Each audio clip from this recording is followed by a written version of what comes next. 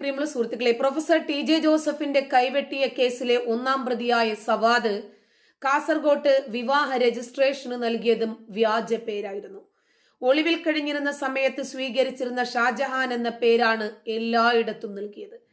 പിതാവിന്റെ പേരും തെറ്റിച്ച് നൽകി. 2016 ഫെബ്രുവരി 27 മഞ്ചേശ്വരം ഉദ്യാവർ 1000 ജുമാ മസ്ജിദിലാണ് വിവാഹം രജിസ്റ്റർ ചെയ്തത്. മതിയായ തെളിവുകൾ നൽകാതെ ഇദ്ദേഹം എവിടെ ജനിച്ചു, ഏതു പള്ളി മഹലിലാണ്, പള്ളിയിൽ കുറേയധികം നിയമപരമായിട്ടുള്ള കാര്യങ്ങൾ ചെയ്യാനുണ്ടല്ലോ, അതൊന്നും ചെയ്യാതെ എവിടെ നിന്നോ വന്ന ഒരു പുരുഷന് എങ്ങനെയാണ് പള്ളി മഹല്ലുകാർ വിവാഹം കഴിച്ചു കൊടുക്കുന്നത് ഒരു പെൺകുട്ടിയെ? അപ്പോൾ എവിടെയൊക്കെയോ എന്തൊക്കെയോ ചില പൊരുത്തക്കേടുകൾ വ്യാപകമായി നടന്നിട്ടുണ്ട്.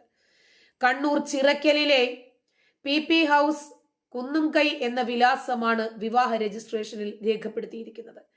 എറണാകുളം സ്വദേശിയാണ് സവാദ്. പിതാവിന്റെ പേര് ബീരാൻകുട്ടി എന്നാണെങ്കിലും വിവാഹ രജിസ്ട്രേഷന് നൽകിയത് KP ഉമ്മർ എന്നാണ്.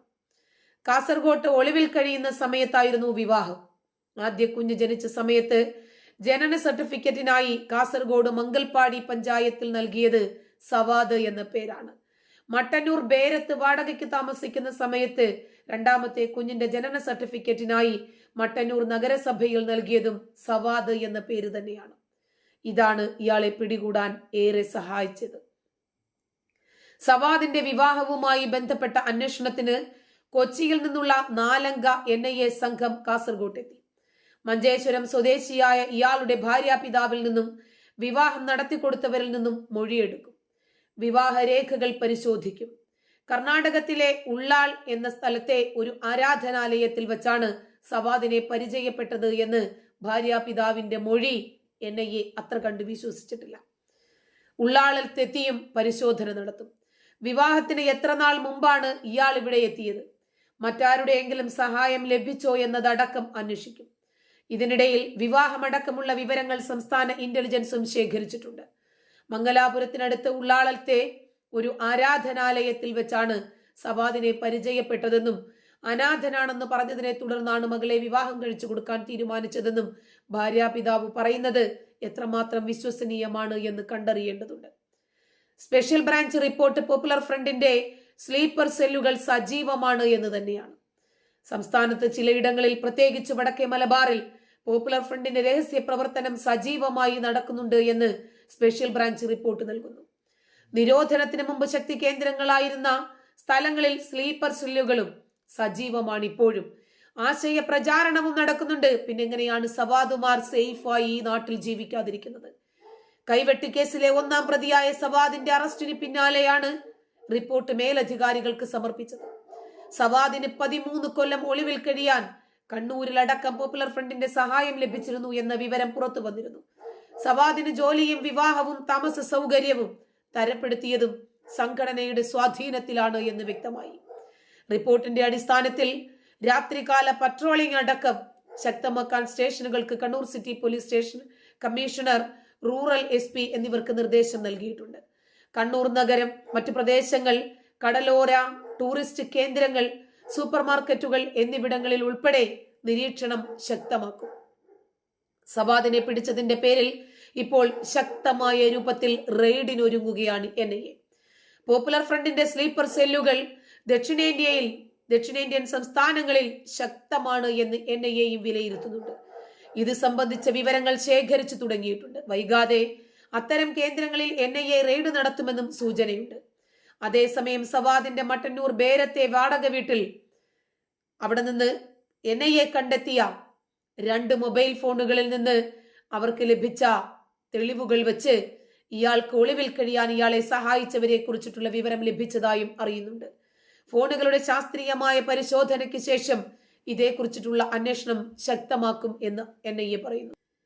സവാദ് 13 വർഷം സുരക്ഷിതമായി ഒളിവിൽ കഴിഞ്ഞത് പോപ്പുലർ ഫ്രണ്ടിന്റെ നേതൃത്വ സഹായത്തോടു കൂടിയല്ല എന്ന് വിശ്വസിക്കാൻ കഴിയുന്നില്ല.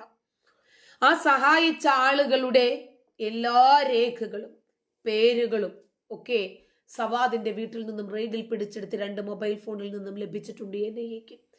അതുകൊണ്ട് ഇയാളെ ആരാണോ സഹായിച്ചത് അവർക്കും ഇതിനകത്ത് തുല്യ പങ്ക് തന്നെയാണ്. അവരെ വലയിലാക്കാൻ NIA അന്വേഷണം തീവ്രമാക്കിയിട്ടുണ്ട്. കാസർഗോഡ്, കണ്ണൂർ ജില്ലകളിൽ പോപ്പുലർ ഫ്രണ്ടിന്റെ മുൻ നേതാക്കളും SDPI നേതാക്കളും മുഴുവനും നിരീക്ഷണത്തിലാണ്.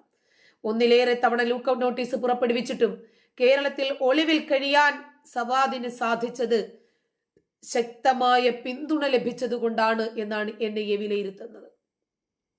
കണ്ണൂർ ബേരത്തെ വാടക വീട് സംഘടിപ്പിച്ചു നൽകിയ പോപ്പുലർ ഫ്രണ്ട് പ്രവർത്തകനെ കണ്ടെത്തി ചോദ്യം ചെയ്യും. ഒളിവിൽ പോയ ശേഷം ആരൊക്കെയാണ് ഇയാളെ സഹായിച്ചത് എന്ന് NIA കണ്ടെത്തും.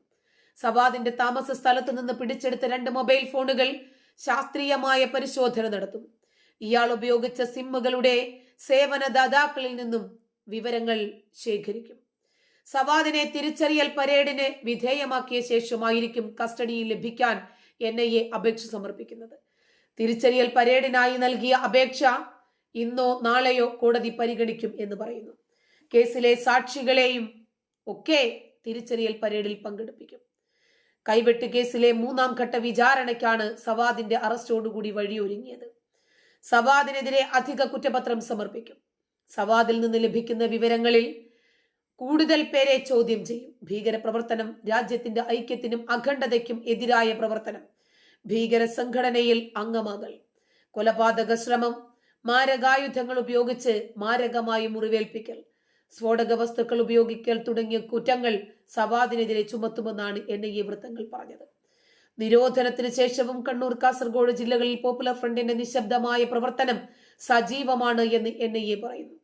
സവാദിന് 2 ജില്ലകളിലുമായി ഒളിയിടങ്ങൾ ഒരുക്കിയത് പോപ്പുലർ ഫ്രണ്ടിലെ ചില നേതാക്കളാണ് എന്ന് NIA വൃത്തങ്ങൾ സൂചിപ്പിക്കുന്നു.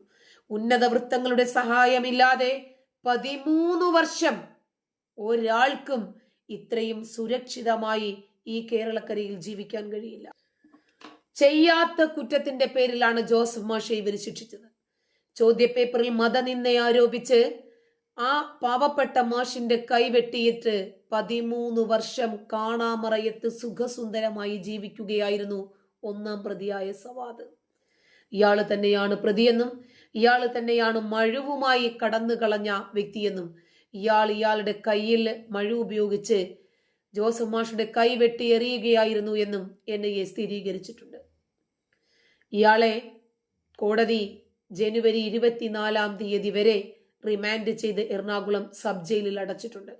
പോപ്പുലർ ഫ്രണ്ട് നേതാക്കളുടെയും പ്രവർത്തകരുടെയും ഒത്താശയിൽ ഷാജഹാൻ എന്ന പേരിൽ ഒളിവിൽ താമസിച്ച് എല്ലാ അന്വേഷണ സംഘങ്ങളെയും കബളിപ്പിക്കുകയായിരുന്നു എന്നും റിമാൻഡ് റിപ്പോർട്ടിൽ NIA വ്യക്തമാക്കിയിട്ടുണ്ട്.